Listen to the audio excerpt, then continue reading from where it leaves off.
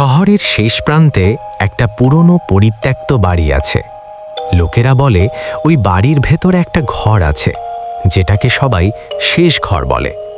সেই ঘরের দরজা একবার খুললে আর বন্ধ হয় না। এক সন্ধ্যায় রাহুল আর মিতা কৌতূহল নিয়ে বাড়িটার সামনে এসে দাঁড়ায়। মিতা থেমে গিয়ে বলে, রাহুল, আমার ভালো লাগছে না, চল ফিরে যাই। ঠিক তখনই অন্ধকার থেকে একজন বৃদ্ধ লোক বলে ওঠে, এই বাড়িতে ঢুকো না বাবা, শেষ ঘরের দরজা মানুষকে ফেরত দেয় না। রাহুল কথাটা উড়িয়ে দিয়ে ভেতরে ঢুকে পড়ে। মিতাও বাধ্য হয়ে ঢুকে।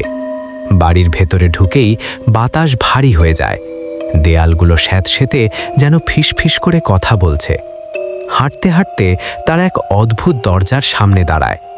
ভেতর থেকে ঠান্ডা বাতাস বেরোচ্ছে। মিতা কাঁপা গলায় বলে, এই দরজাটা খুলবে না, প্লিজ। রাহুল দরজায় হাত রাখে।